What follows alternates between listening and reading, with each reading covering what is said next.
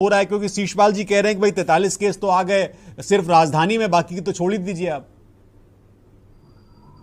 देखिए, सरकार तो अब बार बार अपने वादे करती है, लेकिन सरकार बोलती है कि हमने बेडों की व्यवस्था कर दी। हम्म। देखिए, बेडों की व्यवस्था करने से पहले सरकार को सबसे पहले अवेयरनेस कार्यक्रम शुरू कर देना चाहिए था। हम्म। अगर सरकार अवेयरनेस कार्यक्रम 1 महीने पहले शुरू कर देती और ये बता देती कि किस कारणों से होता है।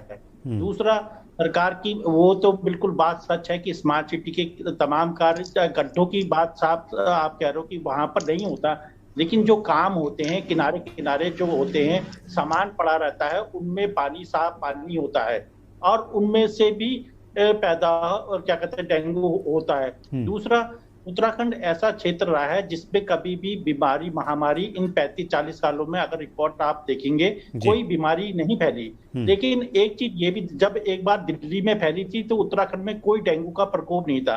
हम्म। लेकिन आप देखेंगे 4-5 साल से उत्तराखंड में डेंगू पसार रहा है। हम्म। पहले अगर आप देखेंगे 30-35 साल, मतलब 5-6 साल पहले कोई डेंगू का प्रकोप नहीं होता था।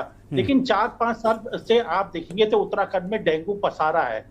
और डेंगू पसारा क्यों है ये भी देखना पड़ेगा, क्योंकि यहाँ बीमारियां फैल रही है। इनको लिए भी सरकार को सोचना पड़ेगा, एक विश्लेषण करना पड़ेगा क्यों फैल रही है। मैं सबसे पहले कहता हूँ कि आप, सरकार बोलती है हमने ये बेड कर दिया, वो कर दिया, लेकिन सबसे पहले सरकार को सोचना पड़ेगा कारण क्या है, रीजन क्या है। ठीक है, एक कॉज होता है कि साफ पानी में होता है, पहले नहीं होता था क्या? पहले आदमी क्या इतना अवेयर नहीं था, मतलब अवेयर था, अवेयर नहीं है, ये सब कुछ सोचना पड़ेगा।